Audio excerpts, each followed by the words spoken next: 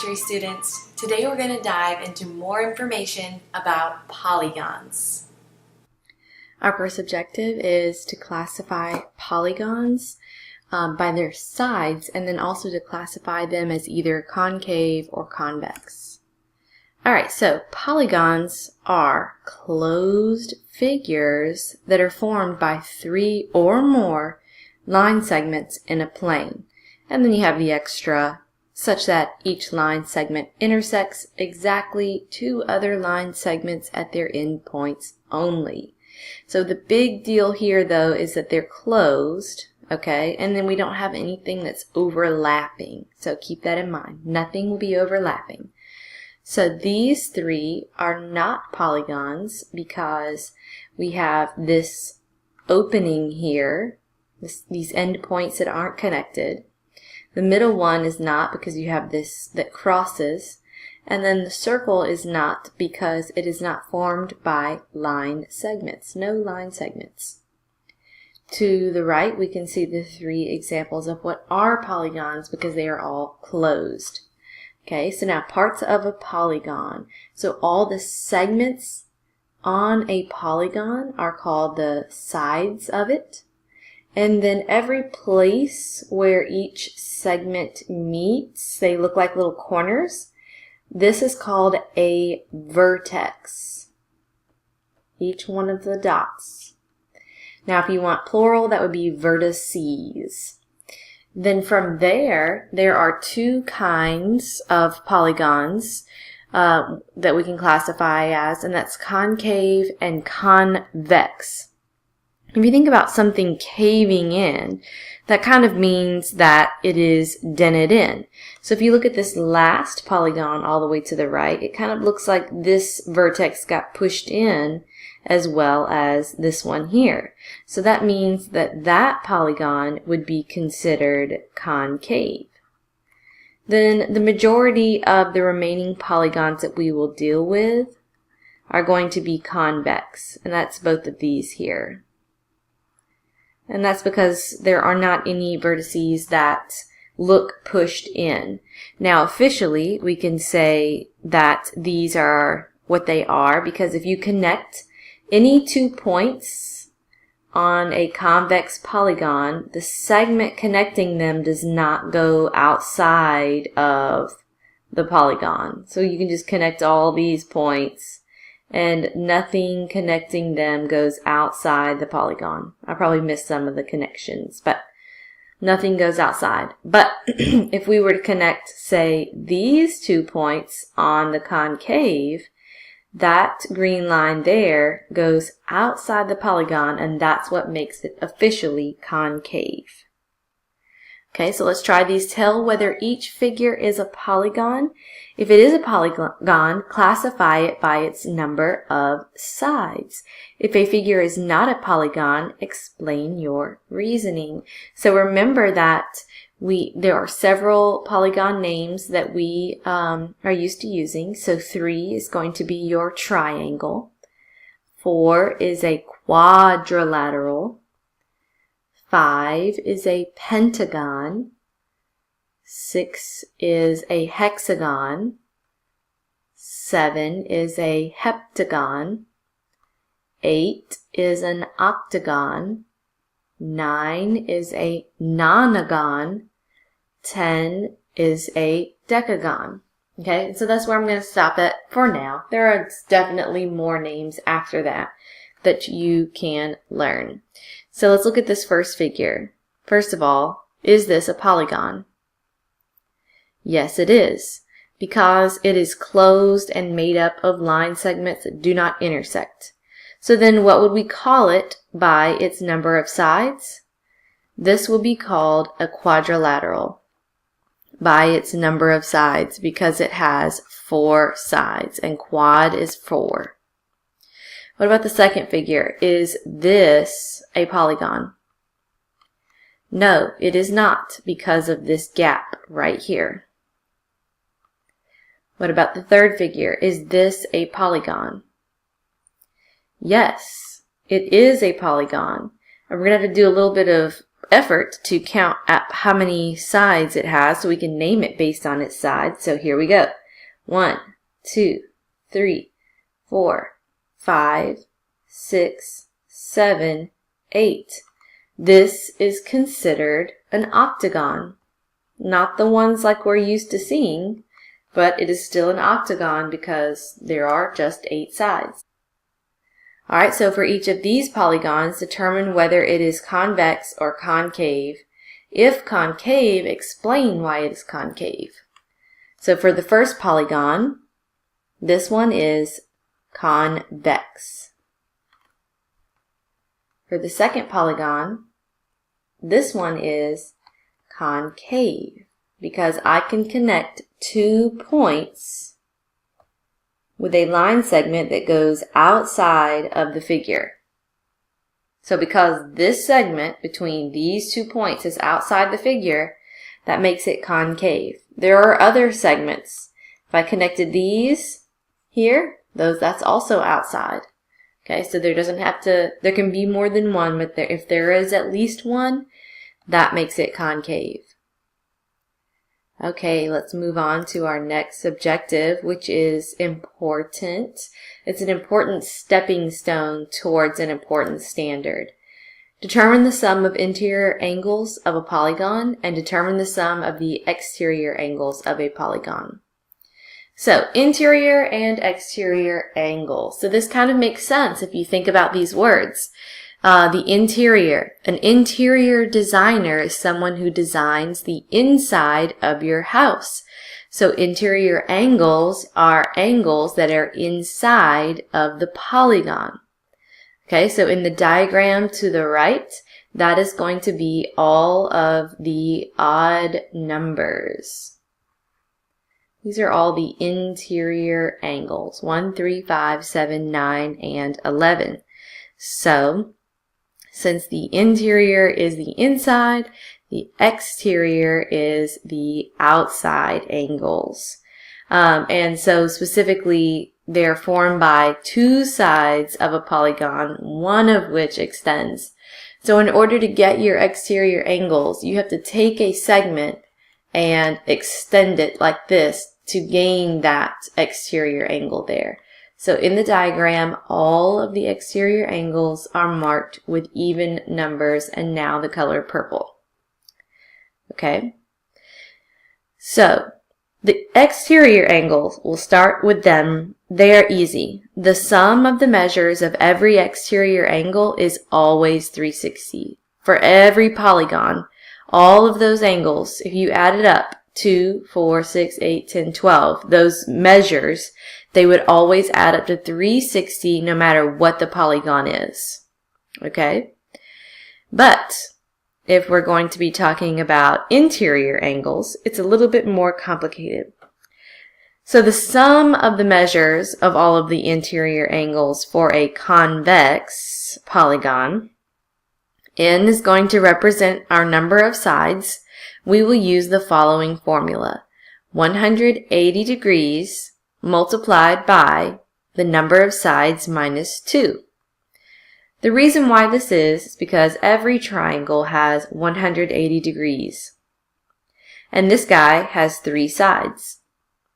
So every time we add another side, we add another 180 degrees as we go up. And so what we're doing here, for the triangle, this is 1 times 180. And for the quadrilateral, this is 2 times 180, and so forth as the pattern goes on. So that's why if we take the number of sides minus 2, that tells us how many times we need to multiply by 180 for the total number of degrees. Okay, so let's try this. Determine the sum of the measures of the interior angles of the polygon. So, a quadrilateral has 4 sides. So if you were paying attention on the last slide, I already showed the answer, but if we were to plug it into the formula, the measure of the interior angles is equal to 180 times the number of sides minus 2 since there are 4 sides on a quadrilateral, 4 minus 2 is 2. 180 times 2 is 360. So there are 360 degrees on the inside of a quadrilateral. Now what will it be for an octagon? Let's plug it in. So the interior angles will equal 180 times the number of sides minus 2. My number of sides on an octagon is 8. 8 minus 2 is going to give me 6. And 180 times 6 is going to give me 1080 degrees on the interior of an octagon. Alright, this one has an extra step. Determine x in the figure. Only the information that is explicitly given can be assumed. So what we can start with is we have several of the angles except for one. So we can determine what the sum of the interior angles should be, and then set up an equation to solve for x. So first of all, to figure out what the sum of the interior angles should be, I need to know how many sides there are. So if I start with A, work my way around, 1, 2, 3, 4, 5 sides. This is a pentagon, although it looks strange. So the sum of the interior angles of a pentagon, we will plug 5 in for n. So 180 times 3. So 180 times 3 is going to give us 540. So there are 540 degrees in the interior of this pentagon. So now what I know is if I take all the angles and add them up together. So I'll start with angle A and just go in alphabetical order. Angle A is 102 degrees. If I add that to angle B, which is 94 degrees, then add that to angle C, which is our unknown value, x, add that to angle D, which is 158 degrees, and lastly, add that to angle add that to angle E, which is 94 degrees, and that is going to be equal to the sum of the interior angles, which we found to be 540. So now I can just add all of the numbers that I already have together, and I get 448 plus our unknown value. And then to solve for x, I just simply subtract 448 from each side. So x is equal to 92 degrees. Alright, now let's work on a problem where we deal with exterior angles. Do you remember how many degrees are on the exterior of every polygon? It's 360. There's always going to be 360. You don't have to do any work. You just know it's that.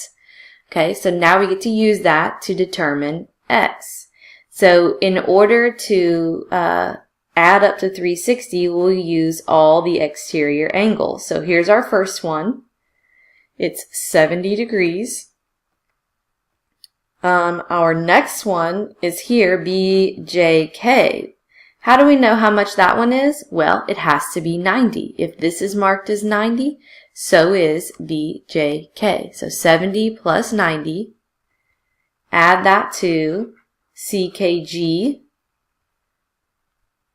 which is our unknown value of x.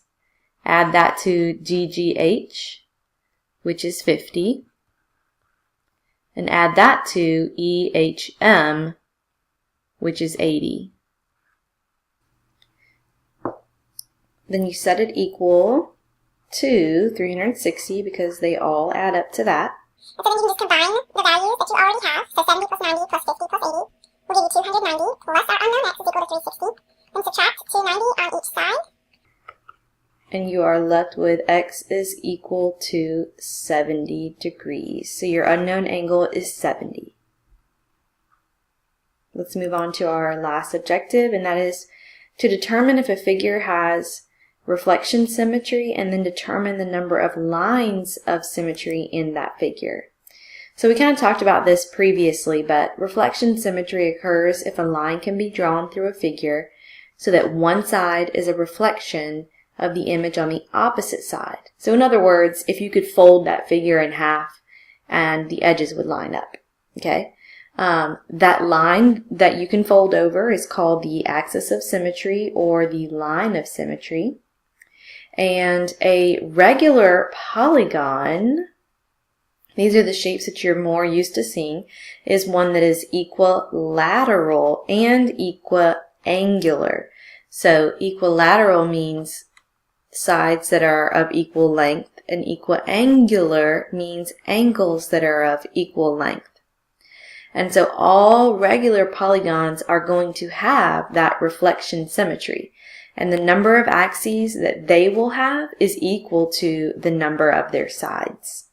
So this first figure here is not a regular polygon based on the diagram, and it only has one axis of symmetry right down the center. There's no other way that you could fold that.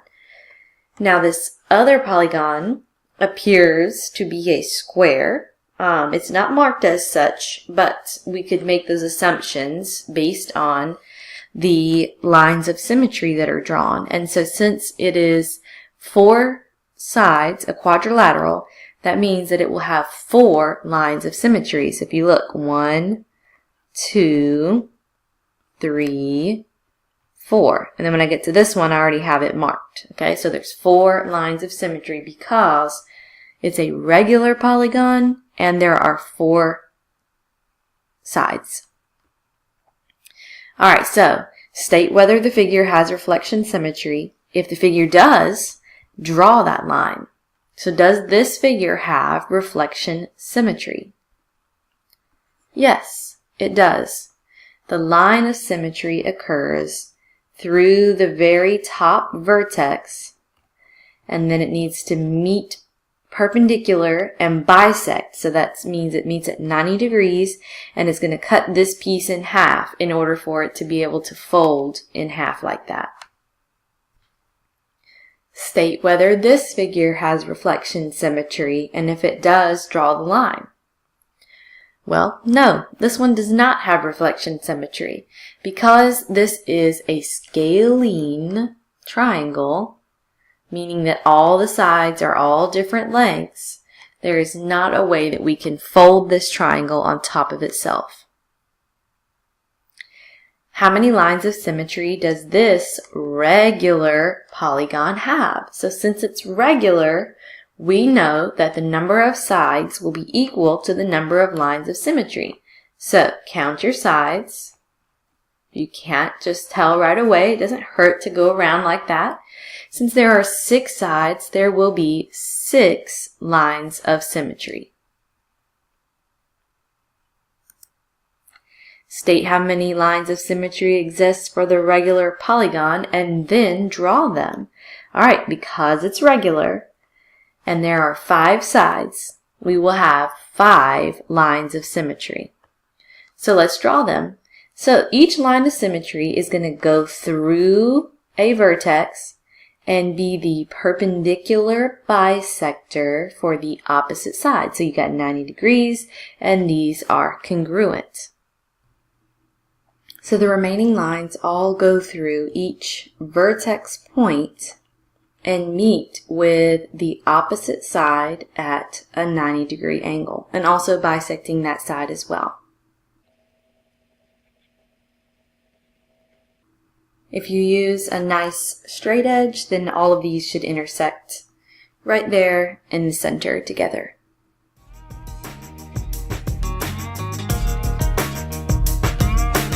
Way to go!